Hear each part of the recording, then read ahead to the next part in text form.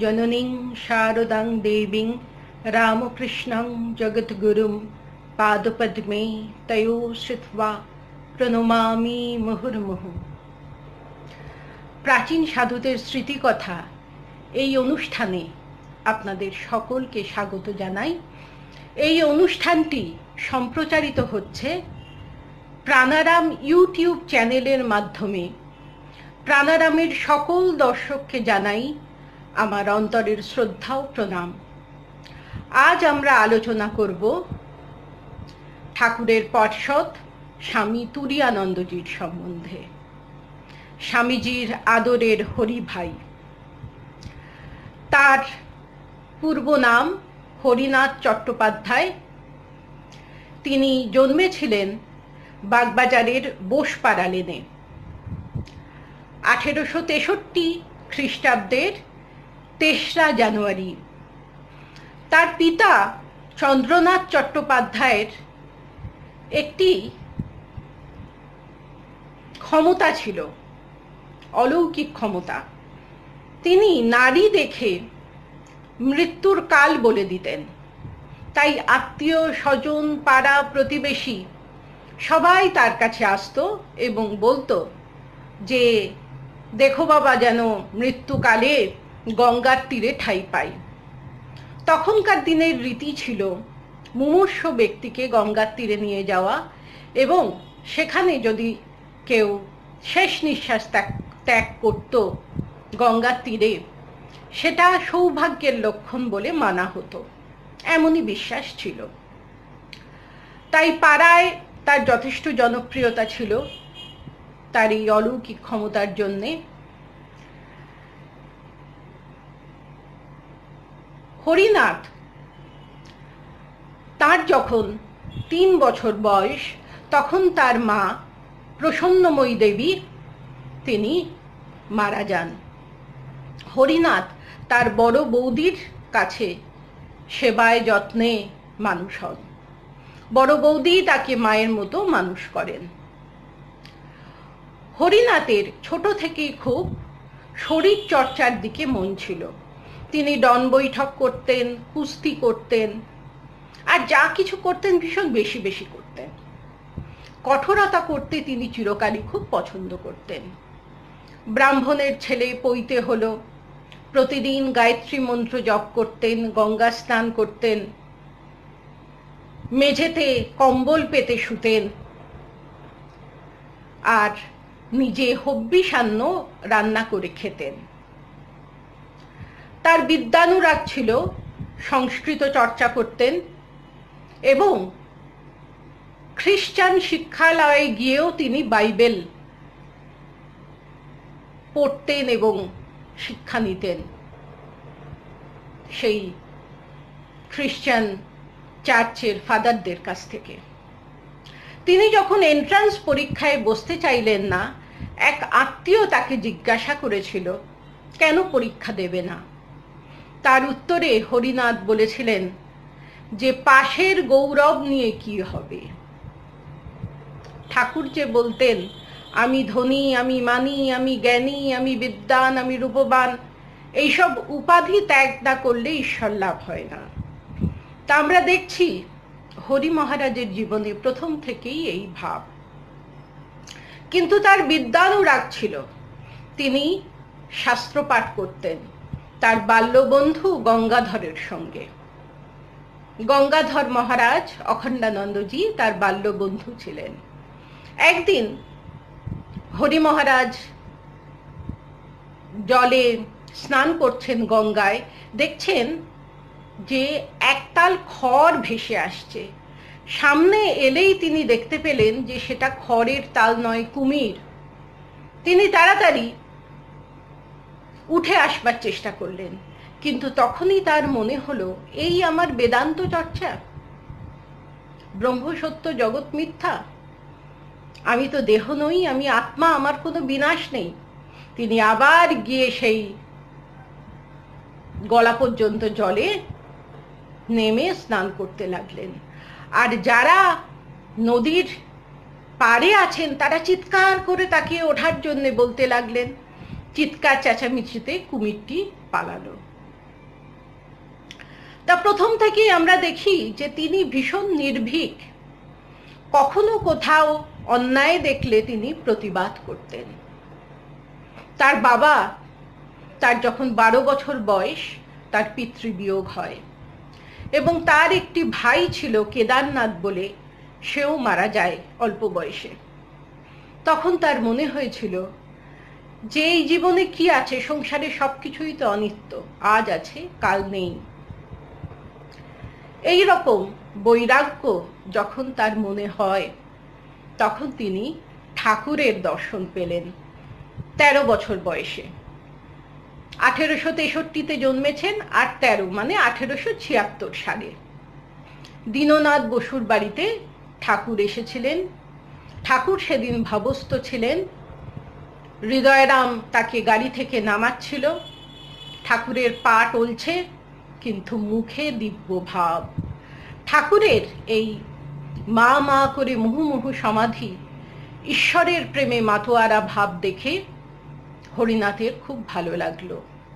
তারও 2-3 বছর পরে তিনি দক্ষিণেশ্বরে গিয়েছিলেন ঠাকুরকে দর্শন করতে এবং প্রায়ই যেতেন। একদিন তিনি ঠাকুরকে বলেছিলেন, আপনার কাছে যখন আসি তখন বেশ উদ্দীপনা পাই, কিন্তু বাড়িতে ফিরে গেলে সেই ভাবটা চলে যায় কেন? ঠাকুর বললেন, সে কি, তুমি হচ্ছ হরিনাথ, হরির সেবক, তোমার মধ্যে তো সবসময় উদ্দীপনা থাকার কথা। একদিন তিনি ঠাকুরকে জিজ্ঞাসা করেছিলেন, আচ্ছা বলুন তো, কাম একেবারে কি করে যাবে? এই কাম কাঞ্চন নিয়েই তো যত সমস্যা। ঠাকুর বললেন, যাবে কেন রে, মোর ঘুরিয়ে দে। হরিনাথের কাছে যেন এক নতুন ভাবনা, নতুন চেতনা। বারবার তিনি ঠাকুরের কাছে আসতে লাগলেন। তিনি বলেছিলেন যে ঠাকুর আমাকে 3 বার চর মেরেছিলেন। তা চর মানে আক্ষরিক অর্থে চর নয়। মহাপুরুষরা আঘাত করেন যাতে মনের ভিতরের বন্ধ দরজা জানলাগুলো খুলে যায় আর সেখান থেকে সোনার মানুষ বেরিয়ে আসে। এমন চপেটাঘাত তিনি তো মাস্টার মশাইকেও করেছিলেন। মাস্টার মশাই যখন বলেছিলেন যে তার বিবাহ হয়ে গেছে, ঠাকুর বলেছেন, এই রে বিয়ে করেছে, তার অভিমান চূর্ণ হয়েছিল। জিজ্ঞাসা করেছিলেন, তোমার স্ত্রী কি বিদ্যার না অবিদ্যার?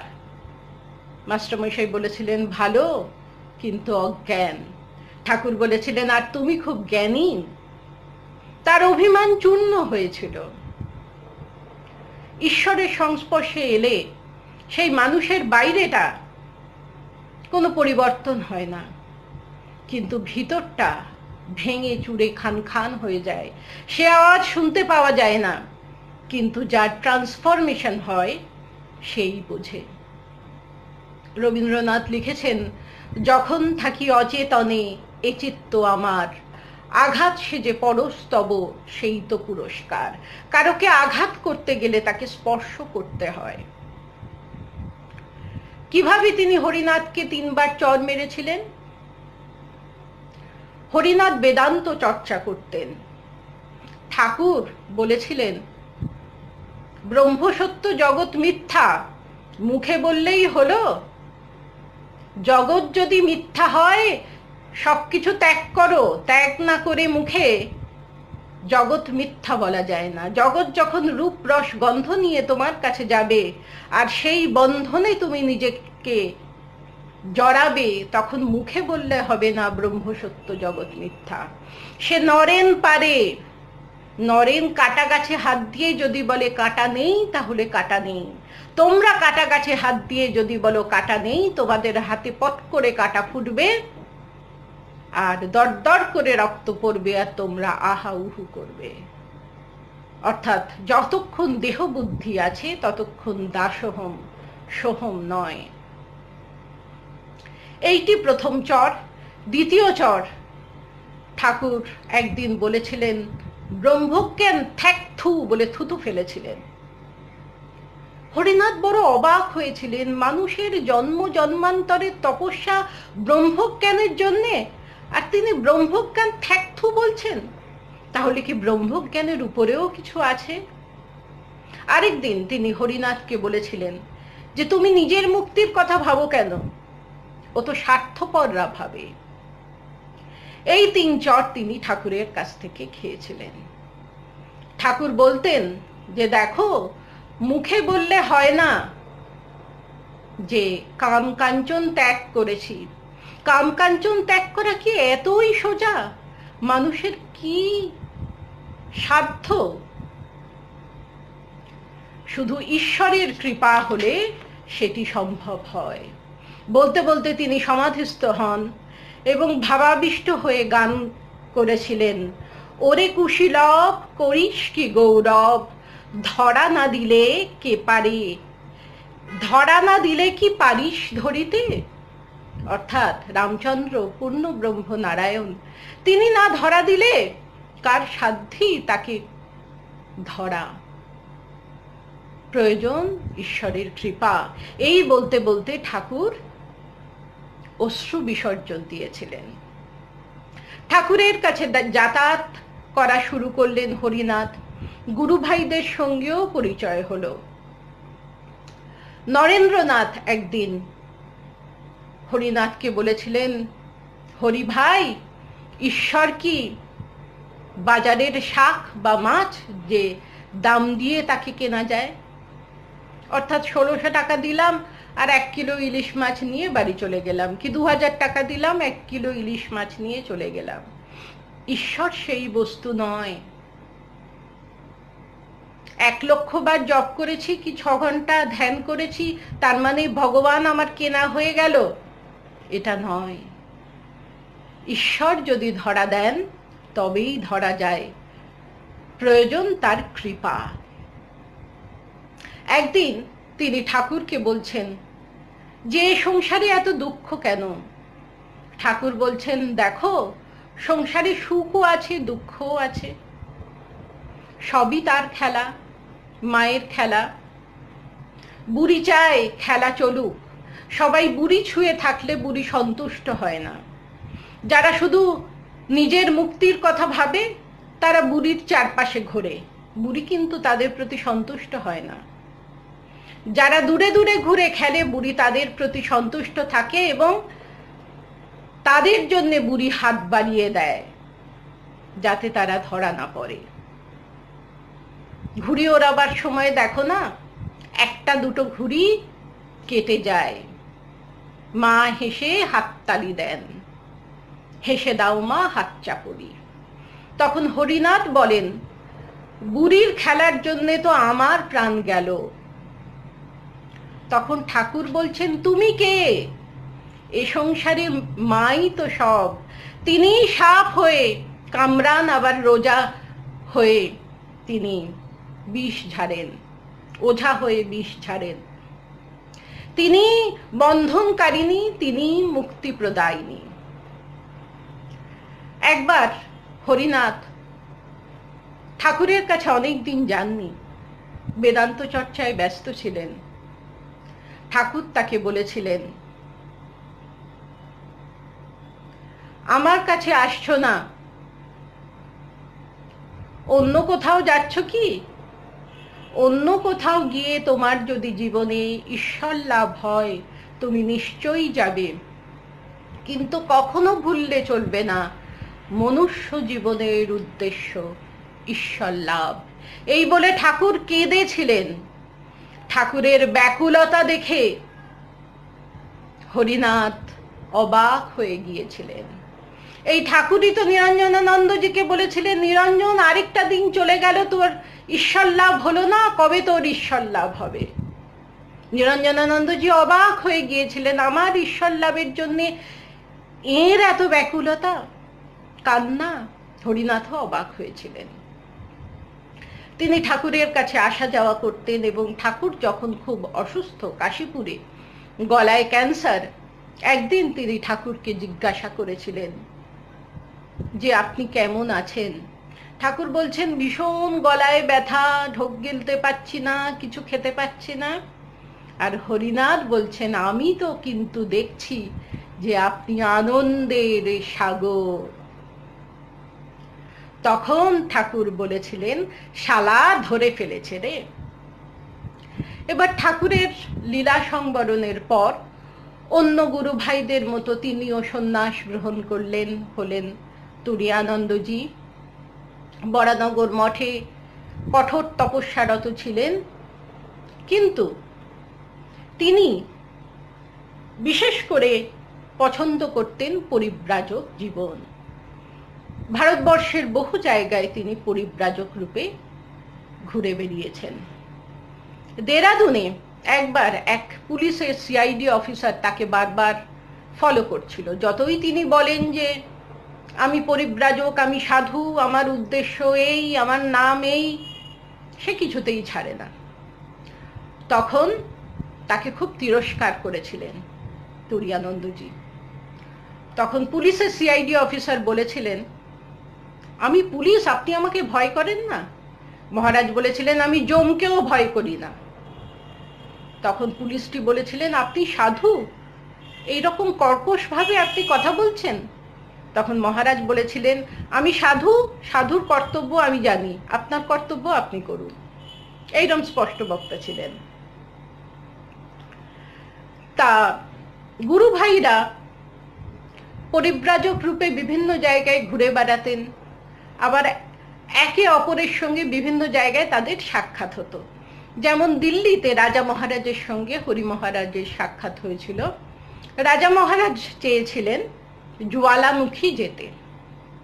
তা জ্বালামুখী পাঞ্জাবের কাংলা উপত্যকায়, ওখানে দুজনে গিয়েছিলেন এবং ওখানে খুব অনাবৃষ্টি, বৃষ্টি হয় না। তাই পাহাড়ি মানুষরা, সাধারণ মানুষরা কূপের জল তুলে, একটি শিবলিঙ্গ আছে সেখানে জল দেন আর বলেন বাবা বর্ষাও, বাবা বর্ষাও। খুব ভালো লেগেছিল তাদের, তারাও প্রার্থনা করেছিলেন আর খুব বৃষ্টি হয়েছিল। এই যে ভারতবর্ষের বিভিন্ন প্রান্তে তারা ঘুরছেন, বিভিন্ন ধরনের কাস্টম, বিভিন্ন জায়গায় বিভিন্নভাবে মানুষরা দেবদেবীর পূজা করছেন দেখছেন। তাদের ভাষা আলাদা, হয়তো জামা কাপড় আলাদা, বা খাওয়া দাওয়ার রীতি আলাদা। কোথাও ভাত বেশি পছন্দ করেন, কোথাও রুটি পছন্দ করেন, কোথাও হিন্দিতে কথা বলেন লোকেরা, গুজরাটিতে কথা বলেন, পাঞ্জাবি ভাষায় কথা বলেন, কিন্তু মানব চরিত্র সর্বদাই এক বলে তাদের মনে হয়েছে। এই বিভিন্ন মানুষের সঙ্গে তারা মিশছেন, তাদের দেবদেবীদের পূজার করার ধরন আলাদা হয়তো, কিন্তু সবাই সেই এক ভগবানেরই উপাসনা করছেন। তাদের খুব ভালো লাগতো এই সাধারণ মানুষের জীবনযাত্রা দেখে। স্বামীজি আমেরিকা যাবার আগে বম্বেতে গিয়েছিলেন, সেখানে হরি মহারাজ তার সঙ্গে মিলিত হয়েছিলেন। তা বম্বেতে বহু লোক স্বামীজির কাছে আসতেন, বলতেন কিছু বলুন। একদিন স্বামীজি বলছেন আমার শরীর খারাপ, হরি ভাই তুমি বলো। তা হরি মহারাজ তো খুব ত্যাগ বৈরাগ্যের কথা বললেন। স্বামীজি বললেন হরি ভাই এরা সাধারণ গৃহী মানুষ, এত তো ত্যাগ বৈরাগ্যের কথা তুমি বললে এরা কি নিতে পারবে? তখন হরি মহারাজ বলেছিলেন আসলে আমার মাথায় ছিল আপনি শুনছেন আমার বলাটা, বেশি ভালো করতে গিয়ে না গোল পাকিয়ে গেল, মানে গোলমাল হয়ে গেল। বৃন্দাবনে তিনি বলেছেন তিনি শ্রী রাধিকার দর্শন পেয়েছিলেন, আর বৃন্দাবনে তিনি যখন রাজা মহারাজের সঙ্গে ছিলেন, রাজা মহারাজকে কখনো ভিক্ষা করতে যেতে দিতেন না, তিনি নিজেই ভিক্ষা করে নিয়ে আসতেন। একদিন তিনি শুধু শুকনো রুটি পেয়েছেন, গুড় বা তরকারি কিচ্ছু পাননি। তিনি হাউ হাউ করে কাঁদছেন আর বলছেন মহারাজ ঠাকুর আপনাকে কি ভালোবাসতেন, ঠাকুর আপনাকে ননি মাখন ক্ষীর খাওয়াতেন, আমি শুকনো রুটি আপনার জন্য নিয়ে এসেছি। এই হচ্ছে ভালোবাসা। এই যে কলমি দলের প্রতিটি কলমি লতা একে অপরের সঙ্গে প্রেমের বন্ধনে যুক্ত, ঠাকুর এটি করে গিয়েছিলেন। একবার মথুরায় এক শেঠ নেমন্তন্ন করেছেন সাধুদের। হরি মহারাজ গেছেন, সেখানে খাওয়া দাওয়া হয়েছে। তখন শেঠটি বলছেন, মহারাজ আপনি একটু বৈরাগ্যের কথা বলুন। তখন হরি মহারাজ বলেছিলেন, আমার যদি বৈরাগ্য হতো আমি কি তোমার এখানে ভালো মন্দ খেতে আসতাম? স্বামীজি আমেরিকাবাসী শিষ্যদের বলেছিলেন, তোমরা আমার মধ্যে ক্ষাত্র শক্তির বিকাশ দেখছো, আমি এমন একজন গুরু ভাইকে পাঠাবো যিনি আদর্শ ব্রাহ্মণ ও ব্রহ্মজ্ঞ। স্বামীজি চেয়েছিলেন হরি মহারাজ আমেরিকায় যান, কিন্তু হরি মহারাজ রাজি হননি প্রথমে। তখন স্বামীজি বলেছিলেন যে ঠাকুরের কাজের জন্যে হরি ভাই আমি আমার বুকের শেষ বিন্দু রক্তটি পাত করছি, তুমি আমাকে সাহায্য করবে না? বলতে বলতে স্বামীজি কেঁদে ফেলেছিলেন। তখন হরি মহারাজ রাজি হয়েছিলেন এবং তিনি স্বামীজির সঙ্গে গিয়েছিলেন প্রথমে লন্ডন, তারপর আমেরিকা। নিউ ইয়র্ক বেদান্ত সোসাইটিতে তিনি অভেদানন্দজির অ্যাসিস্ট্যান্ট হিসাবে ছিলেন। তার ধর্ম প্রসঙ্গ শুনে একদিন অভেদানন্দজি বলেছিলেন, হরি ভাই তুমি যদি আজই সব কথা বলে দাও কাল কি বলবে? তখন হরি মহারাজ বলেছেন, কেন, কালও বলবো, মাই জ্ঞানের রাশ ঠেলে দেবেন। তা স্বামীজির সঙ্গে তিনি বিভিন্ন জায়গায় ঘুরে বেড়াতেন। স্বামীজি তাকে তার ভক্তদের কাছে ইন্ট্রোডিউস করতেন। সেই রকম ভাবে তিনি মন্টক্লেয়ারে মিস্টার অ্যান্ড মিসেস হুইলারের বাড়ি গিয়েছিলেন এবং মিস্টার অ্যান্ড মিসেস হুইলার খুবই সজ্জন ব্যক্তি। তারা বলেছিলেন, আপনি যখন ইচ্ছা হবে এই বাড়িতে আসবেন, থাকবেন। শরৎ মহারাজও যখন বেদান্ত প্রচার করতে গিয়েছিলেন এই মিস্টার অ্যান্ড মিসেস হুইলারের বাড়িতেই ছিলেন। কিছুদিন পরে, 2 মাস কেটে যাওয়ার পর স্বামীজি একদিন হঠাৎ বললেন যে আমার টাকা ফুরিয়ে গেছে, হরি ভাই এবার তুমি তোমার পথ, তুমি নিজের পথ নিজে দেখো। হরি মহারাজ তখন ঠিক করেছিলেন যে তিনি মিস্টার অ্যান্ড মিসেস হুইলারের বাড়িতে গিয়ে থাকবেন।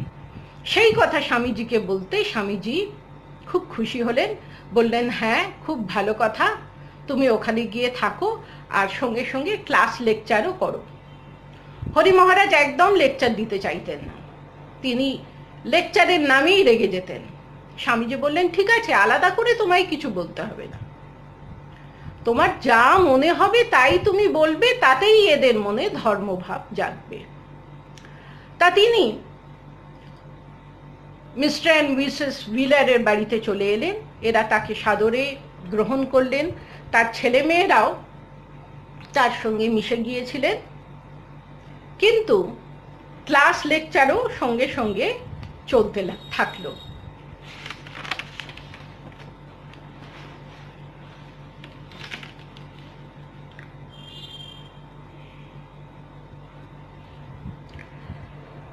এইসব খবর স্বামীজির কাছেও পৌঁছতে লাগলো এবং স্বামীজি তখন একদিন খুশি হয়ে বললেন যে হরি ভাই তোমাকে যে আমি কটু কথা শুনিয়েছিলাম সেটা তোমাকে কাজে নামাবার জন্যেই।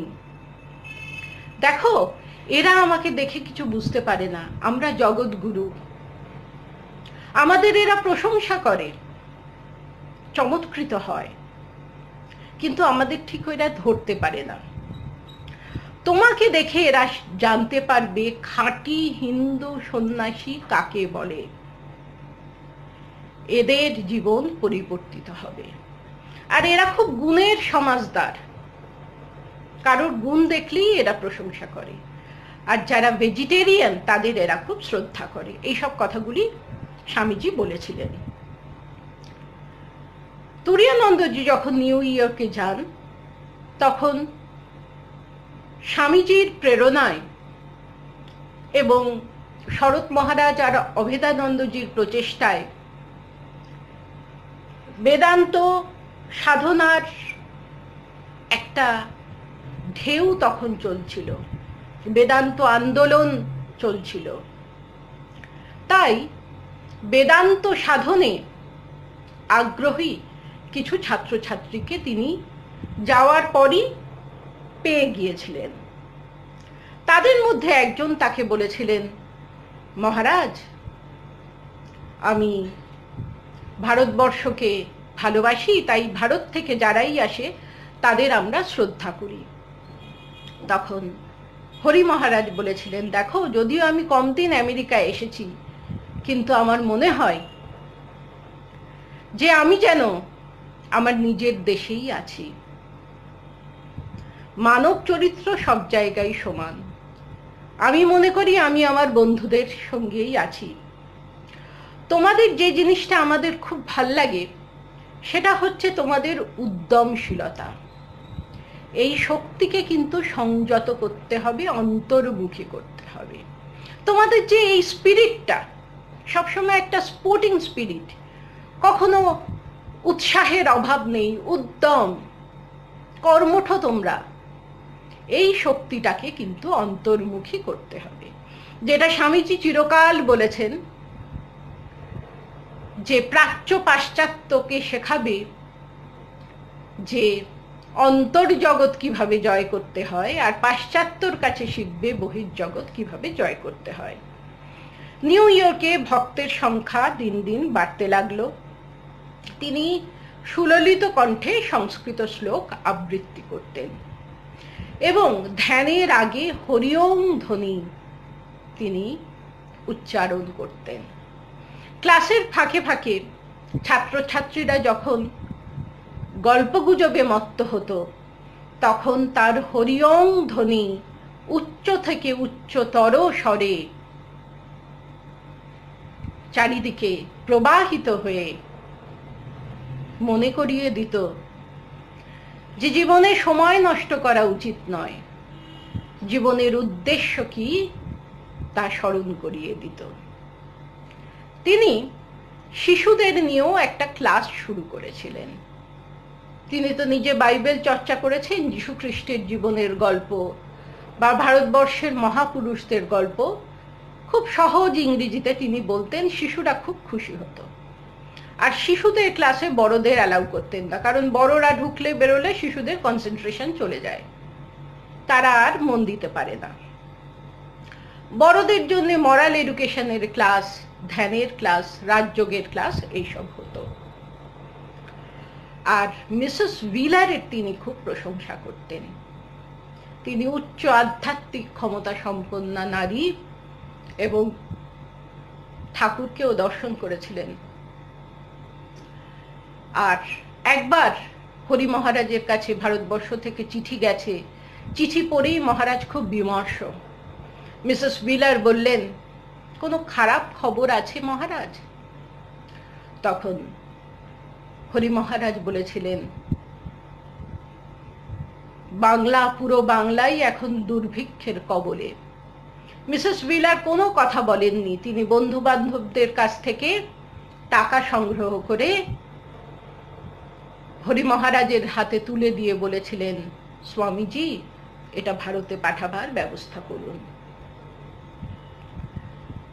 তুরীয়ানন্দজি বলতেন, দেখো, বক্তৃতা দেওয়া হয় জনসাধারণকে আকৃষ্ট করবার জন্যে, কিন্তু প্রকৃত কাজ হয় ঘনিষ্ঠ ব্যক্তিগত সংস্পর্শ দ্বারা, যেটি গুরু করেন, অধিকারী ভেতে উপদেশ দান।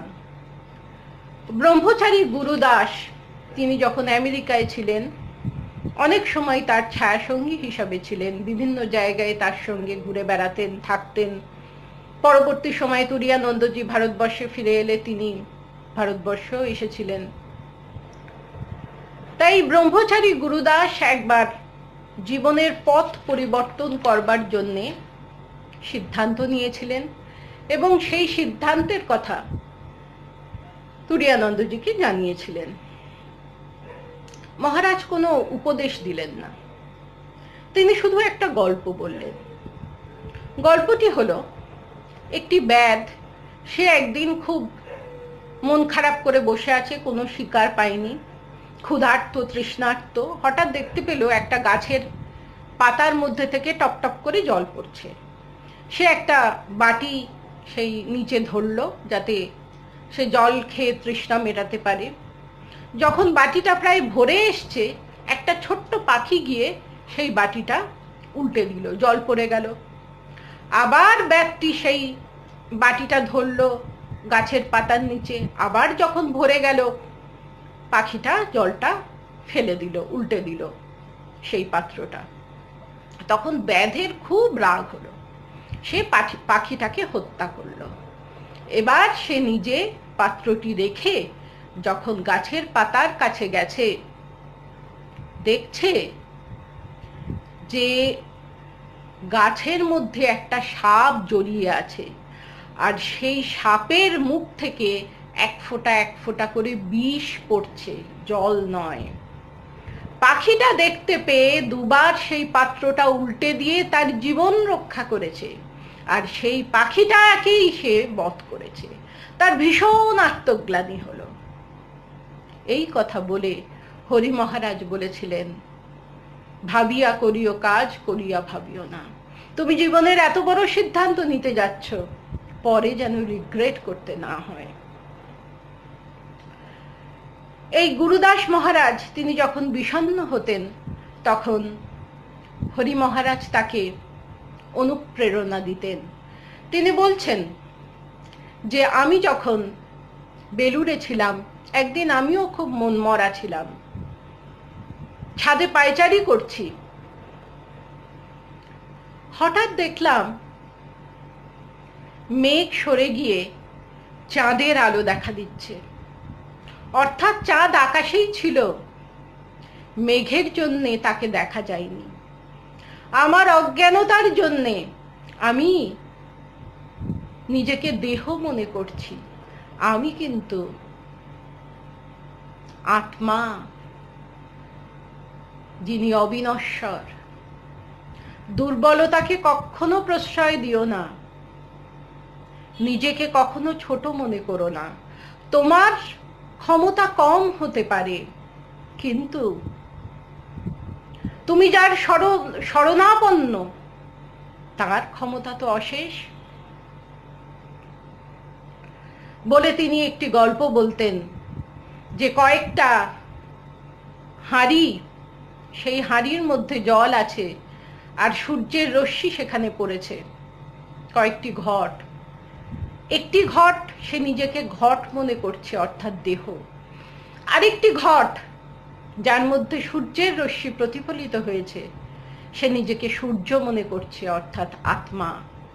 স্বামীজি প্রায়ই বলতেন, দেহ দেহ করে তো আমরা দেহ হয়ে গেলাম, আত্মা আত্মা করে আত্মা হতে পারি না।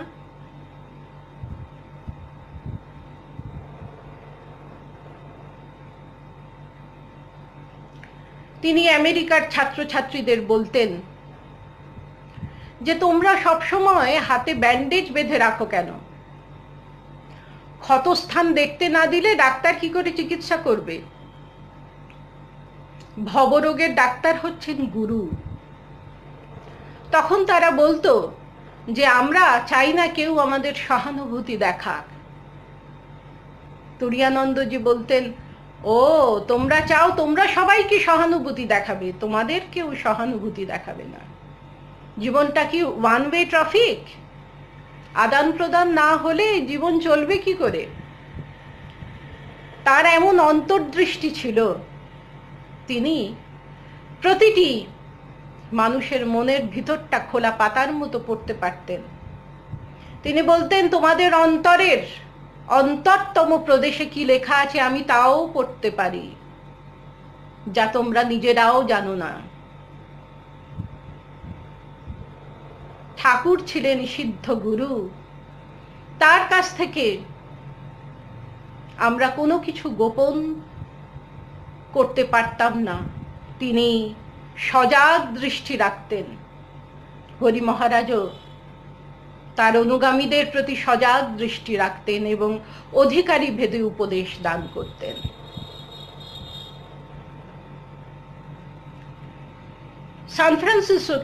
সান ফ্রান্সিসকোতে যখন স্বামীজি এসেছিলেন, তিনি বলেছিলেন, আমি আমার গুরু ভাইকে পাঠাবো, তোমরা আমার কাছে যে তত্ত্বের ব্যাখ্যা শুনেছ, তিনি তা নিজের জীবনে প্রয়োগ করে দেখিয়েছেন। স্বামীজির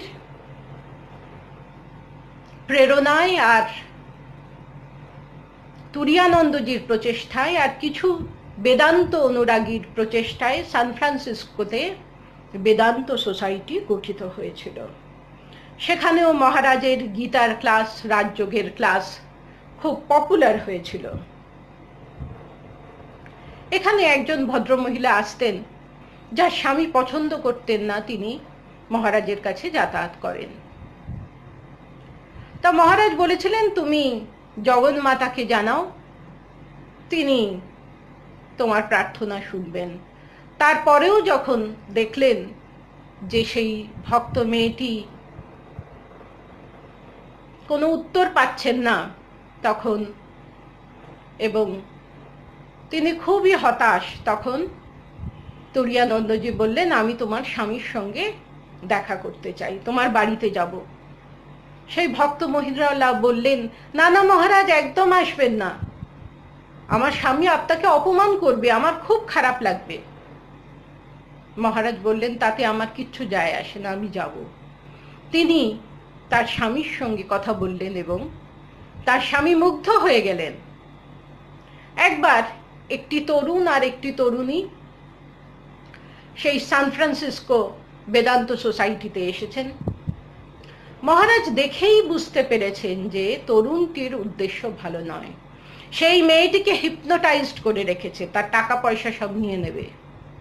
মহারাজের প্রভাবে সেই ছেলেটি সেই মেয়েটিকে ত্যাগ করল, অর্থাৎ তার সে যে একটা কুচক্রান্ত করেছিল সেটা থেকে সে বিরত হলো, মেয়েটি রক্ষা পেল। এবং মেয়েটি বলেছিল যে আমি কত ধর্মযাজকের কাছে গেছি, কেউ আমাকে সাহায্য করতে পারেনি, স্বামীজি আপনি যা করলেন। তাই এই মেয়েটির নাম হরি মহারাজ রেখেছিলেন শান্তি। বোস্টনে একজন ধনী পরিবারে তিনি থাকতেন। তা সেই ভদ্রমহিলা বলেছিল যে মহারাজ, যদি আপনি আমার কথা না শোনেন, আমি আপনাকে সাহায্য করা বন্ধ করে দেব। মহারাজ বলেছিলেন, আপনি আমায় সাহায্য করেন বলে কি আমার মাথা কিনে নিয়েছেন? আপনি তাড়িয়ে দিন আমাকে বাড়ি থেকে, আপনার ভরসায় তো আমি আসিনি, আমি এসেছি জগন্মাতার ভরসায়। কারোকে ভয় পেতেন না, একদম স্পষ্ট বক্তা ছিলেন, কোনো কম্প্রোমাইজ নয়। কিন্তু সেই মহিলারও মনের পরিবর্তন হয়েছিল। তিনিও যেমন ডোনেশন দেবার দিতেন। স্বামীজি যখন আমেরিকায় গিয়েছিলেন, তার প্রভাব যাতে স্থায়ী হয় সেই কথা বেদান্ত অনুরাগীরা ভেবেছিলেন, আর সেই সময় তারা হরি মহারাজকে পেয়েছিলেন। স্বামীজির এক ভক্ত মিস কুক তাকে আশ্রম প্রতিষ্ঠার জন্য 50 বিঘা জমি দিয়েছিলেন ক্যালিফোর্নিয়ায়। এবার মহারাজ ক্যালিফোর্নিয়ায় গেলেন সেখানে শান্তি আশ্রম প্রতিষ্ঠা করার জন্য। স্বামীজি লিখছেন, হরি ভাই, ক্যালিফোর্নিয়া থেকে তোমার চিঠি পেলাম, তুমি আর আমি তো চাকর,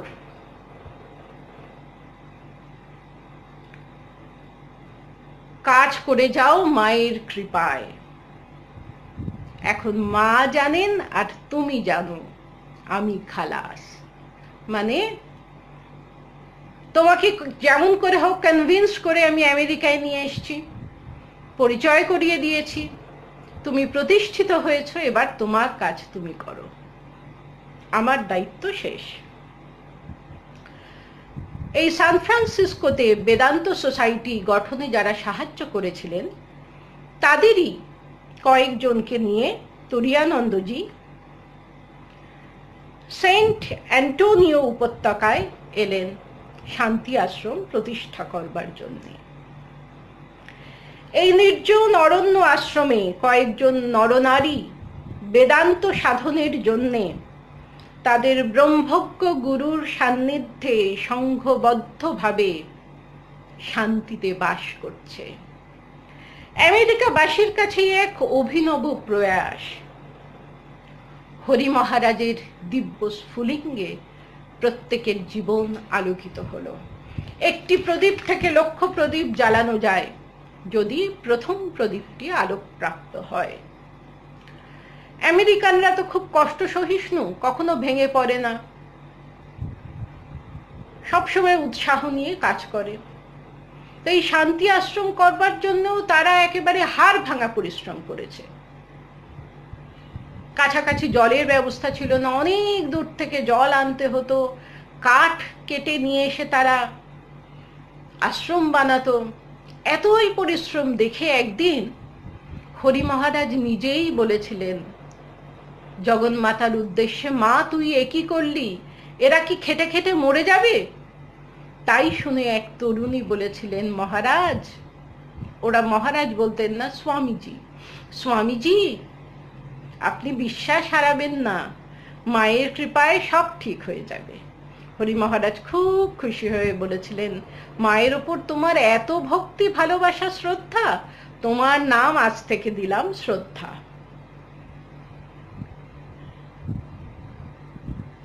একটি ছাত্র, তিনি খুব শিল্পকর্মে নিপুণ ছিলেন, তার নাম মহারাজ দিয়েছিলেন সাধুচরণ।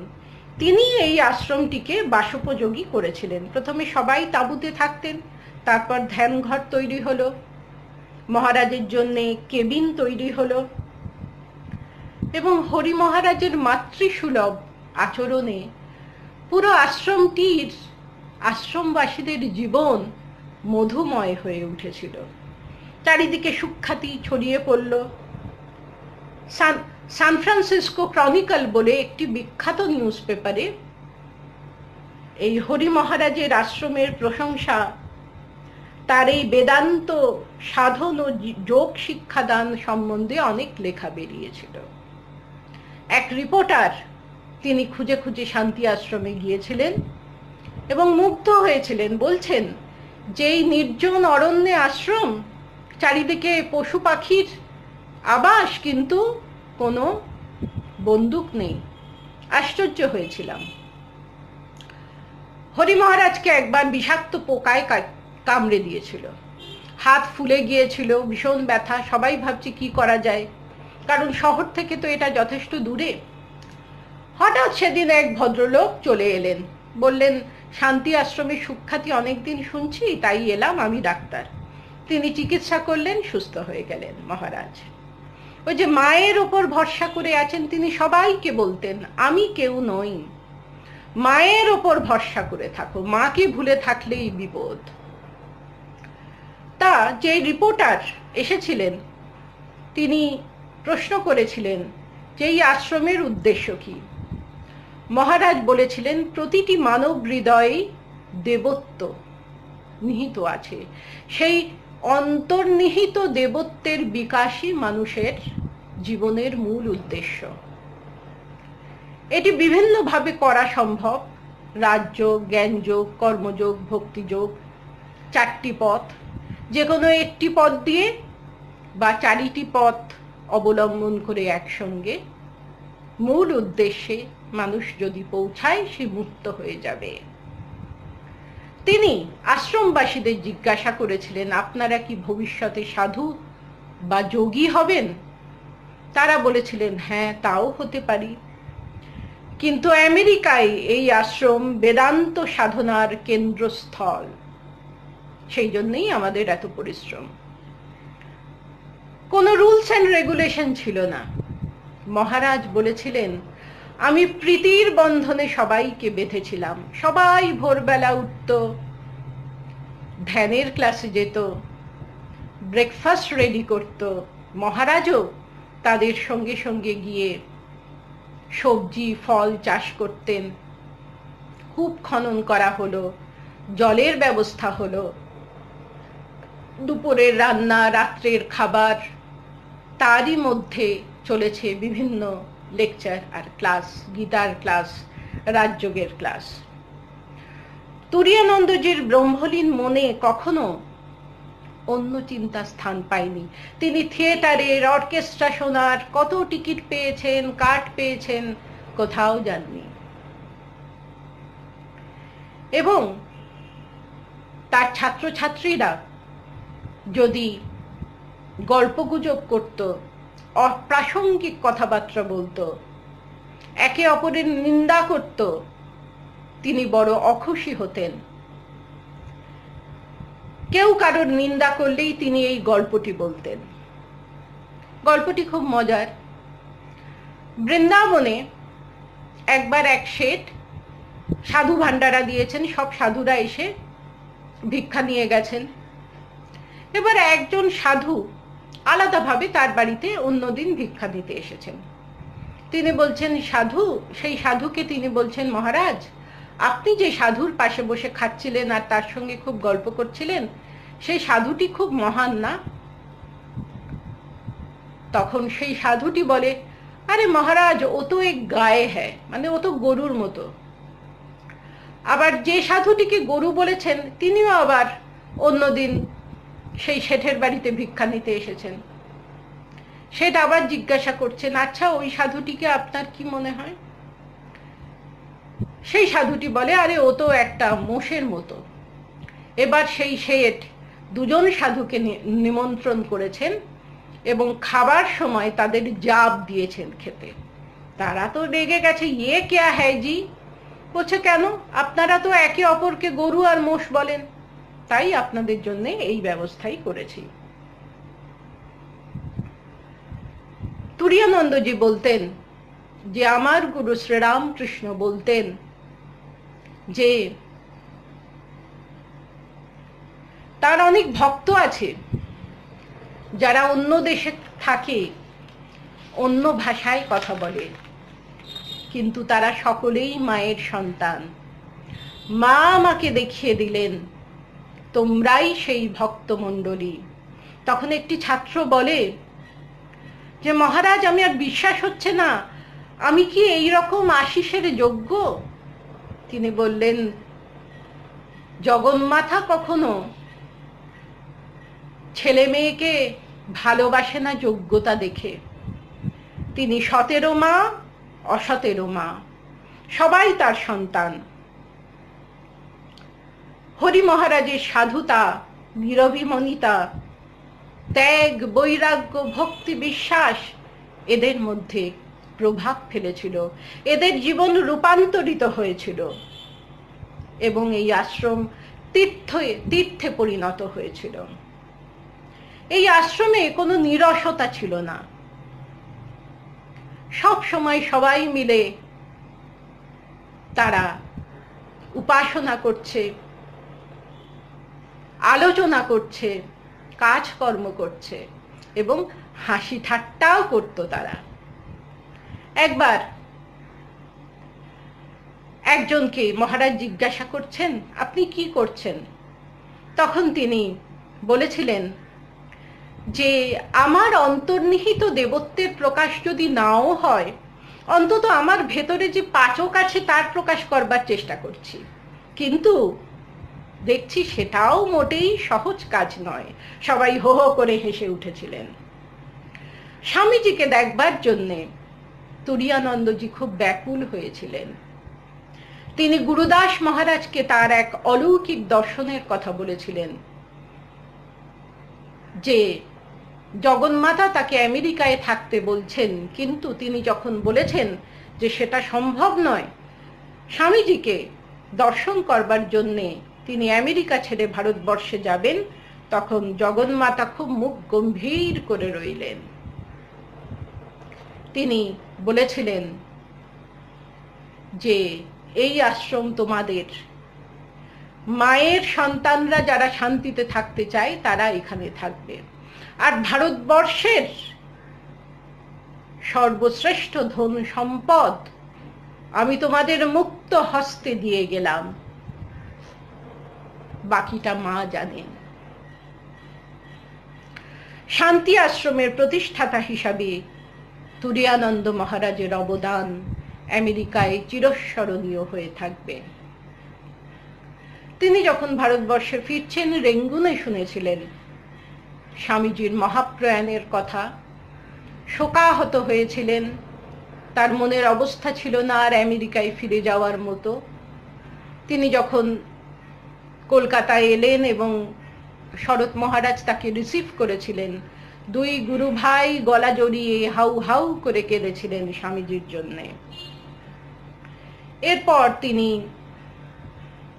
বৃন্দাবন, উত্তরকাশী, কঙ্খল, কুরুক্ষেত্র প্রভৃতি জায়গায় তিনি ভ্রমণ করেছিলেন। আলমোড়ায় তিনি রামকৃষ্ণ মিশনের আশ্রম শ্রীরামকৃষ্ণ কুটির প্রতিষ্ঠা করবার জন্য প্রাণপাত পরিশ্রম করেছিলেন। প্রায়ই অসুস্থ হতেন আর বলতেন, জগন্মাতার কথা তো আমি শুনিনি, জোর করে চলে এসেছি, তাই এত ভুগতে হচ্ছে। যেখানেই তিনি গিয়েছেন সেখানেই সাধু ব্রহ্মচারীর জীবন গঠন করতে সচেষ্ট হয়েছেন। একবার তিনি কাশীতে কয়েকটি চিঠি লিখে একটি ব্রহ্মচারীর হাতে দিয়ে বলেছিলেন যে এগুলো পোস্ট করে দিয়ে এসো, স্ট্যাম্প আমি দিচ্ছি, আঠা লাগিয়ে পোস্ট করবে। আর স্ট্যাম্পগুলো হাতে দিয়ে বলেছিলেন যে এগুলো কাপড়ে জড়িয়ে নিয়ে যাও, না হলে উড়ে যাবে। ব্রহ্মচারীটি কাপড়ে জড়িয়ে নেননি, হাতে নিয়েছেন এবং একটি স্ট্যাম্প উড়ে এসে মহারাজের খাটের তলায় ঢুকে গিয়েছিল। মহারাজ সেটা নোটিস করেছিলেন, ব্রহ্মচারীটি করেননি। তিনি গিয়ে দেখলেন একটি স্ট্যাম্প কম। তখন ডাকঘর থেকে একটি স্ট্যাম্প কিনে তিনি চিঠিগুলো পোস্ট করে এসে মহারাজকে যখন বলেছিলেন, মহারাজ একটি স্ট্যাম্প হারিয়ে গেছে। তিনি বললেন, হারিয়ে যাবে কেন, ওই দেখো খাটের তলায় পড়ে আছে। তোমরা এখনকার ছেলেরা নিজেদের তো খুব বুদ্ধিমান ভাবো, বড়দের কথা শোনো না। ভেবো না 10 পয়সার স্ট্যাম্পের জন্য আমি তোমাকে এসব কথা শোনাচ্ছি। আমাদের শিক্ষা অন্য রকম ছিল। বলছেন, আমি যখন ঠাকুরের কাছে ছিলাম, একদিন একটি লোক এসে ঠাকুরের কাছে একটি সবজি কাটার ছুরি চাইছে, তারা বনভোজন করবে দক্ষিণেশ্বরে। ঠাকুর ছুরিটি দিলেন, তারপর বলছেন, কাজ হয়ে গেলে কিন্তু ফেরত দিও। আবার বলছেন, ভুলে যেও না, ফেরত দিও কিন্তু। আবার বলছেন, এই ছুরিটি কিন্তু আমার কাজে লাগে, ফেরত দিও।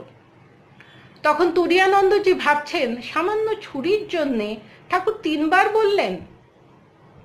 তারপর বিকালে ঠাকুর তুরীয়ানন্দজিকে বলছেন, এই দেখ, ছুরি দিয়ে গেল না, দেখ তো তারা ছুরি ফেলে রেখে গেছে কিনা। তিনি খুঁজে এলেন, তারা বনভোজন করে চলে গেছেন দক্ষিণেশ্বর বাগানবাড়ি ঘুরে টুরে। তখন ঠাকুর বললেন, আচ্ছা দেখ তো, যেখানে সবজির খোসা ফেলেছে সেখানে আছে কিনা। মহারাজ ঠিক পেলেন, আর যেই তাকে রাখতে যাবেন, ঠাকুর বলছেন, এ কি করছিস, যেখানকার জিনিস সেখানে রাখ, কাল সকালে নিমের দাঁতন কাটবার জন্য আমার লাগবে, তখন কি আমি তোর খোঁজ করব। এই ছিল আমাদের শিক্ষা। তুরীয়ানন্দজি শেষ জীবনে সেবা কাজের উপর খুব জোর দিতেন। তিনি বলতেন, স্বামীজি বলেছিলেন, হরি ভাই, নতুন একটা পথ করে দিয়ে গেলুম। এতদিন লোক ধ্যান জপ বিচার করে মুক্ত হতো, এবার ছেলে মেয়েরা জানবে যে তার কাজ করে জীবন মুক্ত হওয়া যায়। তার জীবন দীপ্তি নির্বাপিত হয় 21শে জুলাই 1922 সালে। স্বামী মাধবানন্দজির মতো আমরাও একই কথা বলবো যে স্বামী তুরীয়ানন্দের মৃত্যু কখনোই মৃত্যু নয়, মহামুক্তি। তার সান্নিধ্যে যারা এসেছেন সবাই পরমানন্দ লাভ করেছেন, সবাই বুঝেছেন যে তিনি ঈশ্বরের সঙ্গে নিরন্তর সুগভীর সংযোগ অনুভব করেন। They lived with God. এরা ভগবানের সঙ্গে সংসার করেছেন, তাই ভগবত আনন্দে সারা জীবন মত্ত থাকতে পেরেছেন। এই বীর সন্ন্যাসীর উদ্দেশ্যে জানাই আমাদের ভুলণ্ঠিত প্রণাম। আবার পরের সপ্তাহে আমরা একত্রিত হব আপনারা সবাই থাকবেন সঙ্গে আমাদের। ঠাকুরমা স্বামীজিকে জীবনের ধ্রুবতারা করে জীবন পথে সঠিক পদক্ষেপ নেওয়াই আমাদের উদ্দেশ্য। এই উদ্দেশ্য সাধিত হলে আমাদের প্রচেষ্টাও সার্থক বলে আমরা মনে করব। সবাই ভালো থাকবেন। নমস্কার।